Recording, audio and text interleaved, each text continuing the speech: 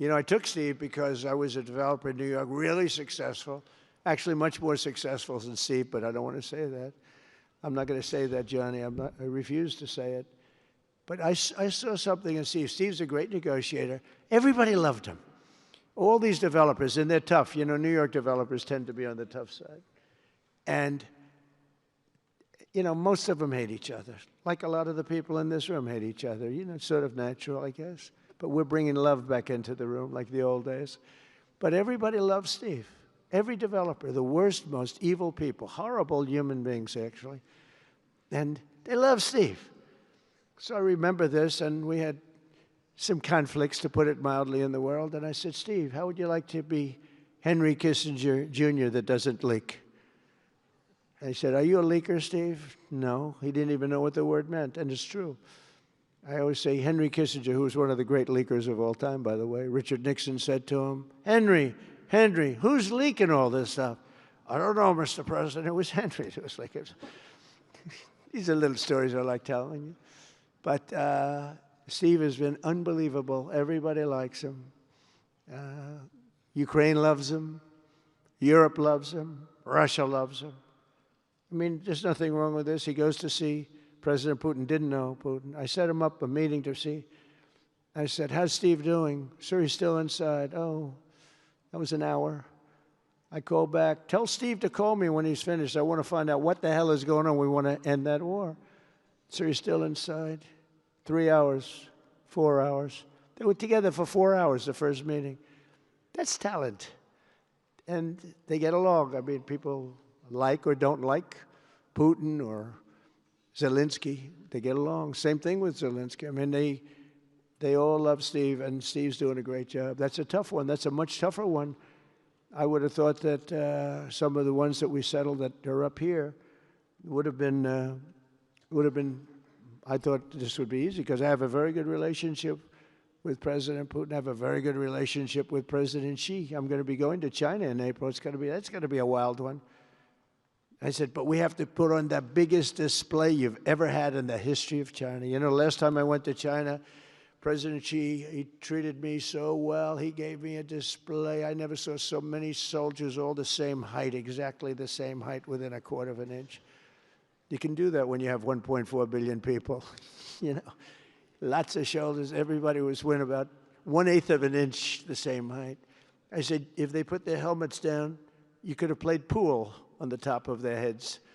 And it was pretty amazing. But I said, you got to top it. He said, I'll top it.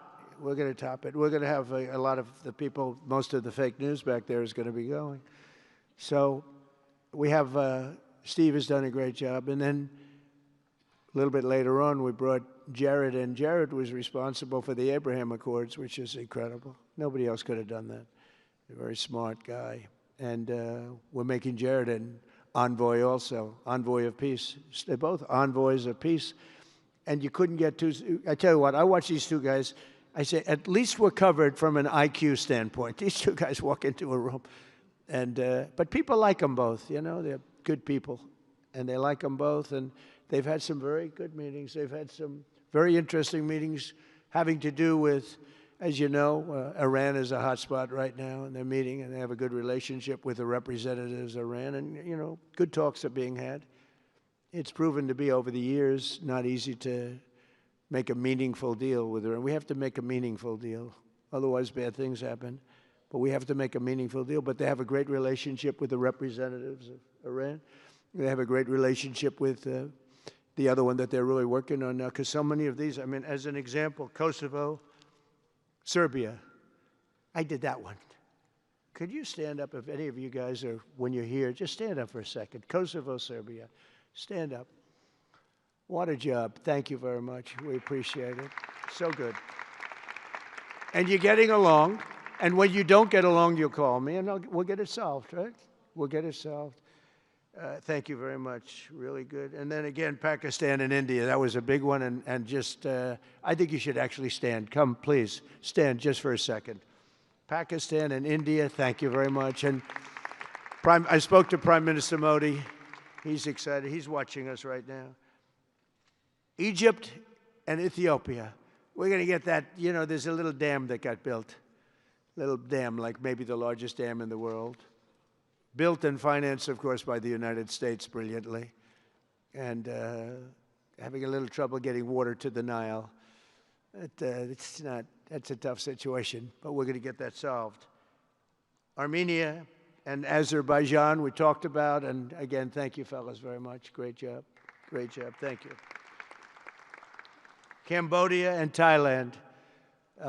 So incredible what you did, that you got together and it all worked out. They're watching right now on closed circuit. Thank you very much, and thank you.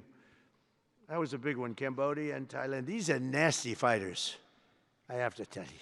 These fighters are nasty. Now we talk about, you talk nasty fighter, you're nice guys compared to this. Congo and Rwanda. That was, and we've got them pretty peaceful. There's little flare-ups every once in a while. I'll get a call once a week. Sir, there's a flare-up in the Congo again. We'll get it straightened out, right, Susie? We'll get it straightened out.